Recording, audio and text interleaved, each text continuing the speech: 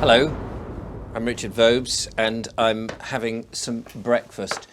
We spend a lot of time, don't we, backing up our lives. I've just been doing some CD-ROMs, or are they DVD-ROMs? Yeah, no, DVD-ROMs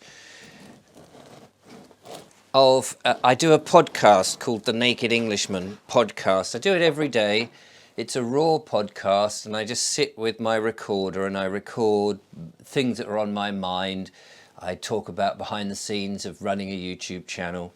I talk about what's plans I have for the future, things that have gone wrong, things that are going right, things about the policies of the day, the government, the situation. There was a whole rant, a continuing rant and moan about, it's a big moaning podcast really, when we went through the pandemic and things like that.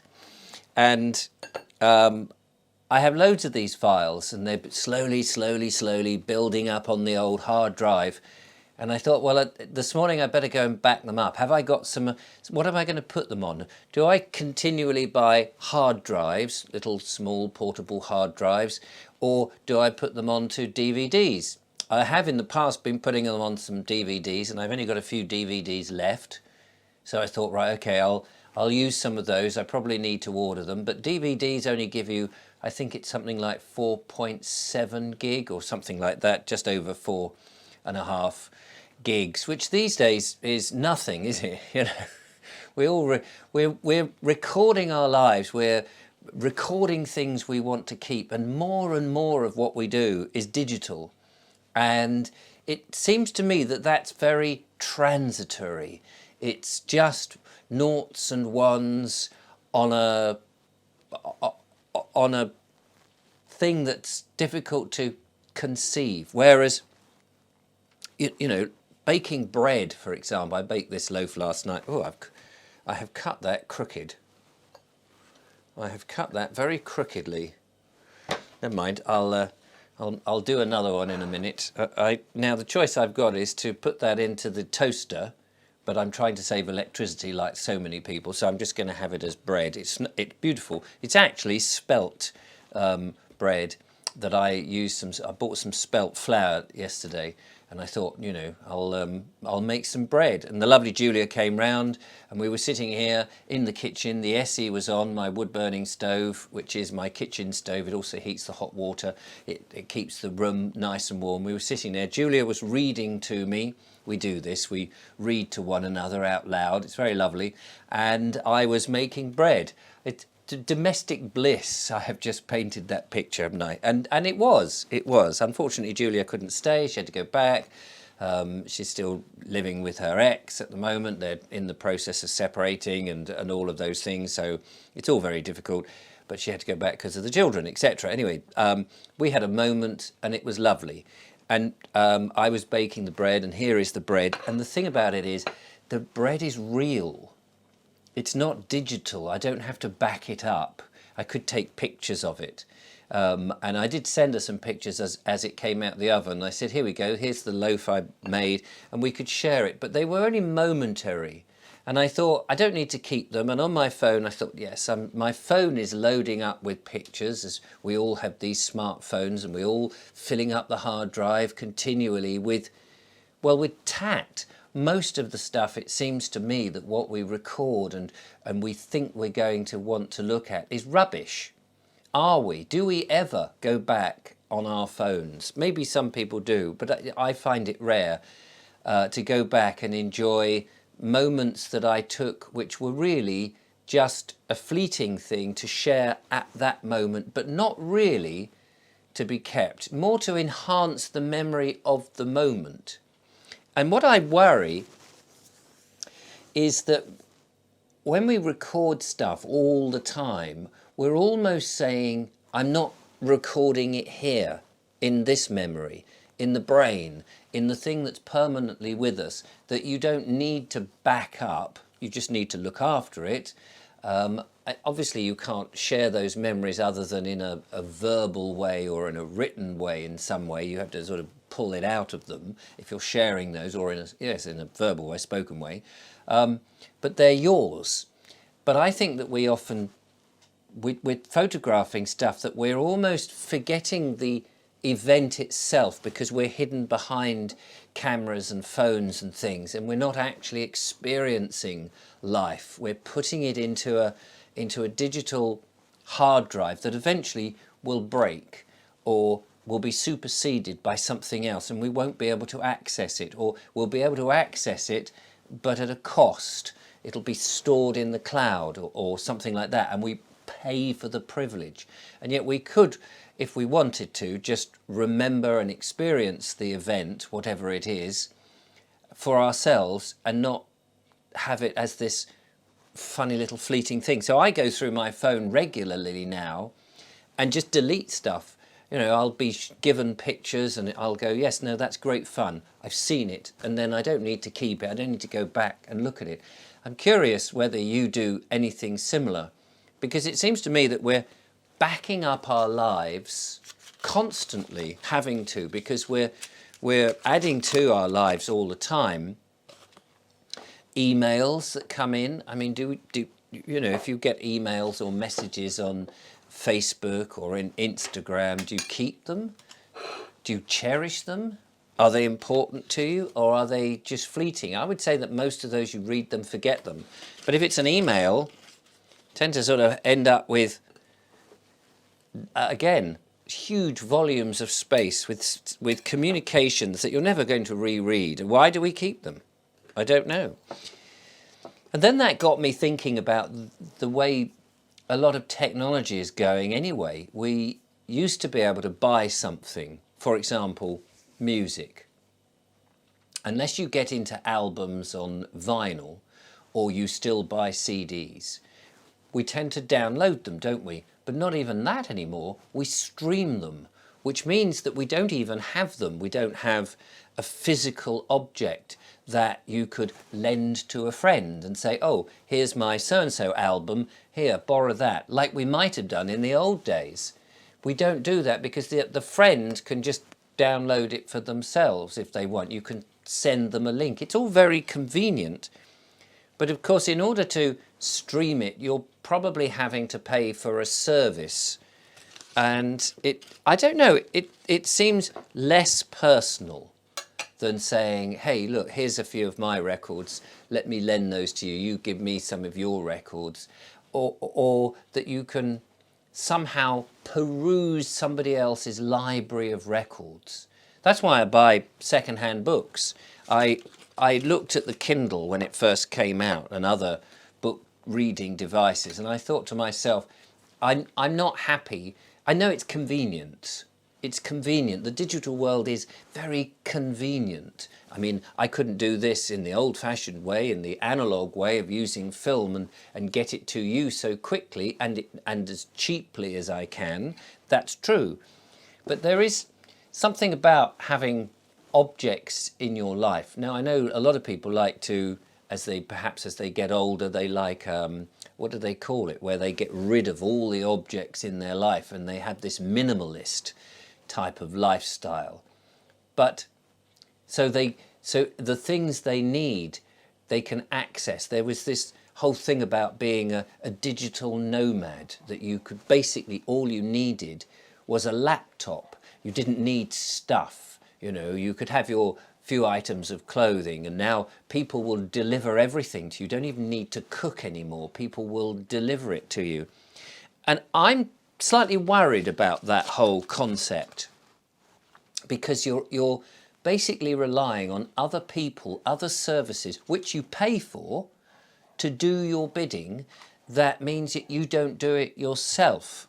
There's something satisfying for me about cleaning out the Essie, about chopping the wood, about lighting the Essie, about waiting for it to get up to temperature and then cooking my own food, rather than just letting some unknown faceless company supplying me with gas, which I can then turn on at a flick of a switch. I like that sense of being in control, of actually creating the food from scratch, from baking bread. Okay, I can't grow the corn, and I could mill the corn, if I could get it. And I have looked at that. I have looked at milling my own corn so that I'm more in control in what's in the flour, so that when I make it, and presumably you could keep a yeast going that is your favourite bread yeast, the way that brewers do. That would be good.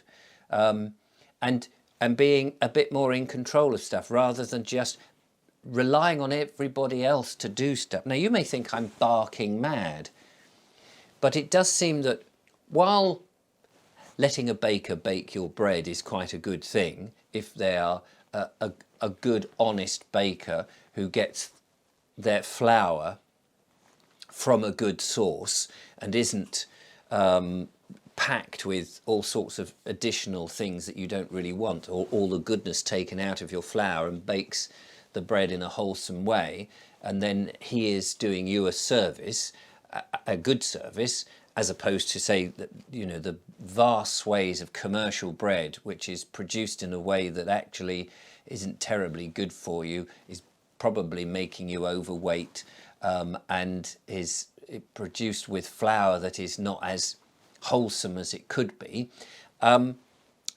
Whilst having some services around, I feel that we've just taken it to the nth degree, this digital nomaded, where everything is there, that we suddenly realise that actually we no longer own anything anymore. It's not ours, that we can say, here, have this, I want to give you this, or I want to lend you this, or I've been playing a game. I think games are the thing. I know that my children play games. They're all grown up, they still play games, but they no longer, I think, buy them as a game. They stream them. So they're constantly paying for a service. I've noticed it in software in the past, in some editing software, that instead of actually owning the software, you buy it outright, it's yours, and you can put it on any machine, and you're unlimited, and if you wanted to give it to a friend, they could do that, or you wanted to sell it on, you could do that. It seems now you can't do that because you're trapped into, oh no, you don't actually own this software, the digital editing software, because you're renting it in effect, as in you have a license, so you couldn't give it to somebody else, because no, if they want to use it, they have to pay. You've downloaded part of the program, but you're not released to be able to share it. That to me is a bit of a worry. Now I've got a decision to make here. Do I want some nice jam? This is blackcurrant jam, or shall I have some Marmite? Now, admittedly, last night I sampled some of my bread. When it was warm, I left it about 20 minutes, half an hour out of the oven, let it cool down a bit, and took the end off and had some of that. And boy, it was delicious.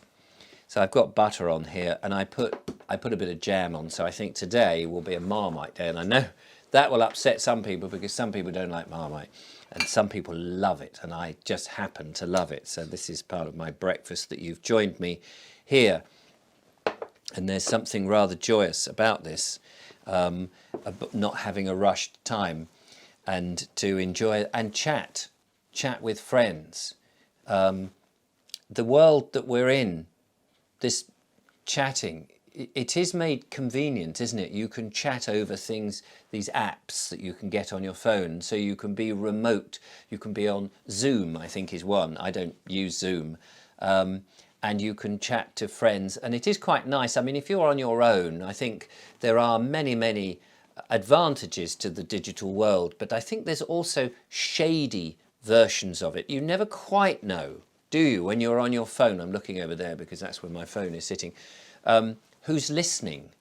I've noticed, and other people have noticed, that you'll be talking about a subject. Let's say this is over here, you can't quite see it, but just on here is a blender. And if I was talking to my friend about a blender that I was doing, it's funny how on some of the programs that you then use, you see the advertisements for more blenders turning up. And you think, are we being listened to?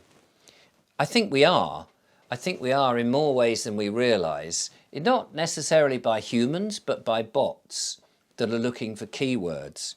I think that we are on the brink at the moment of just going a little too far into allowing the digital world to govern our lives. I also think that there are people not necessarily cabals or governments, who are taking advantage of this convenience of serving or dominating or being in control of people by the digital means. I mean, we've heard about the vaccine passports, for example, and we know that in China they have a very controlled society. There's the worry of the carbon footprint. There's the digital money. I am actually concerned that this is an area that we shouldn't be going into. Pounds, shillings and pence, or decimal coins as we have now, solid, touchable things in reality, ground you for one thing. If you have to pull out of your wallet money, real physical money, and put it on the table for something that is frivolous, it makes you think a little bit more before parting it. If you have it now where it's so convenient that it's on your phone, or that you just go, oh, do you know, yeah, I'll have it, whatever. You know, my dad was a bit like this when he was alive with buying items from magazines. He would buy them over the phone.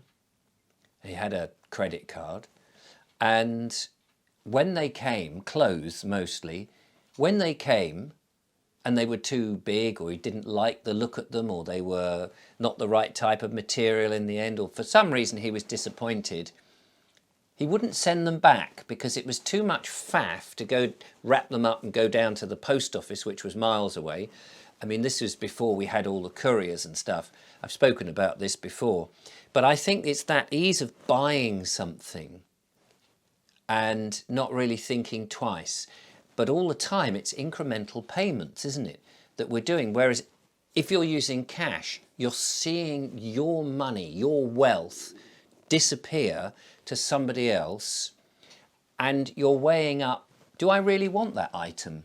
When I go to the supermarkets or into shops, but particularly supermarkets, and I'm trying to buy the few items that I know I want, I'll see all these things on the shelves. And I am quite frugal, and I know a lot of people are having to be frugal, but I am quite frugal because I'll see them and I'm tempted, you know, that looks nice. How much is it? Oh, okay. And I ask myself this one question: can I survive without it? And invariably the answer is yes, of course I can.